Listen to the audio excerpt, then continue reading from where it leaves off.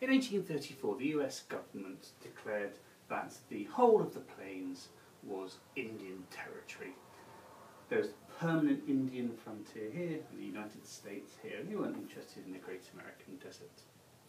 During the 1840s, settlers began to follow trails across the plains to settle in Oregon and California. And the Native Americans, they weren't too upset about this. It didn't really disturb them. Sometimes they'd trade with the passing settlers, and from time to time there was some conflict, but greatly they were unaffected.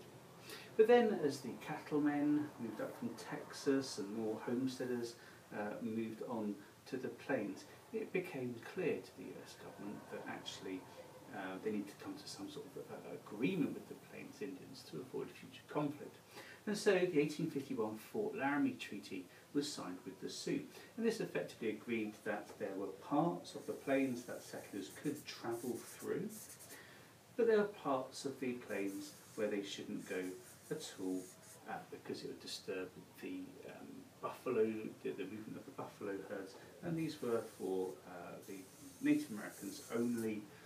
White people weren't to go there, which was all good until the late 1860s, when gold was discovered in Montana up here.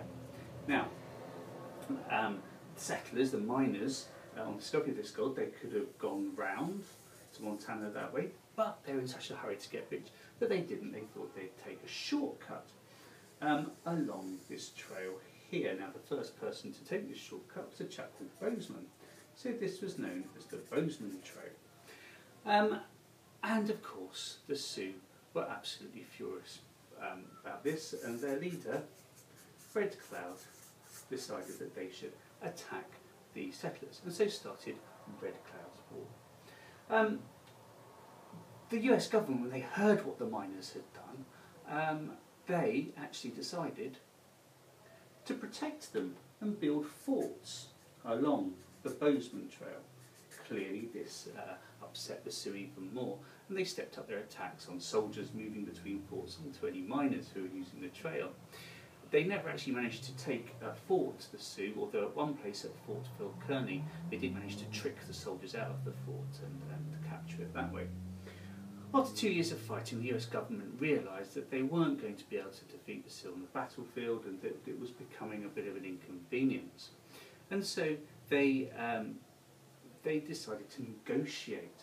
And at the end of the negotiations, Red Cloud got to a position where there would be a great Sioux reservation that included the sacred Black Hills, where in the Sioux legend, Ombi Galeshka takes a female Sioux, saves her from the flood that kills the rest of humankind, and they start the Sioux Nation.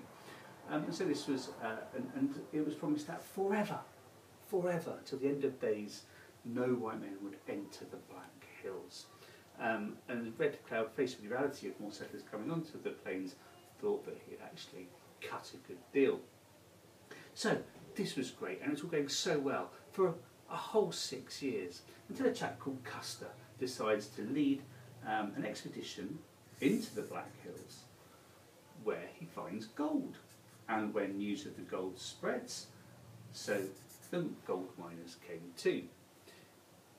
The Sioux, angered by this, begin to attack the miners. Now at this stage the US government steps in, and they offer to buy the Black Hills from the Sioux. Now the Sioux, not only is this sacred land to them, but also they don't believe that anyone can sell land or own it, so this is quite a strange concept to them. So of course they decline. The US government's furious. Now there are still some Sioux who don't want to go onto the reservation. They think they should be able to wander wherever they like, such as the followers of Sitting Bull.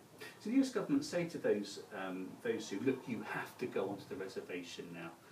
That's what we want you to do. They refuse. And some of them meet up near the Bighorn River to the west of the Great Reservation. A force is sent out to hunt them down, led by a chap called Terry, and Custer is in that force. He decides to attack a day early, very unsuccessfully, and Custer's army is massacred. The news of this reaches the East Coast on the 100th anniversary of their independence, and it causes outrage. And this is where the political mood changes in America. It goes from them wanting to negotiate with the Sioux to finding a negotiated solution to going more harsh, and some call it extermination policy, to actually get rid of the Sioux from the plains. And so a massive force is sent onto the plains. These Sioux are rounded up, forced onto the reservations. Sitting Bull, after fleeing to Canada, finds himself on the reservation as well. And this is effectively the end of the Great Sioux War, as the reservation policy takes away the Sioux way of life, and the destruction of the buffalo takes away their soul.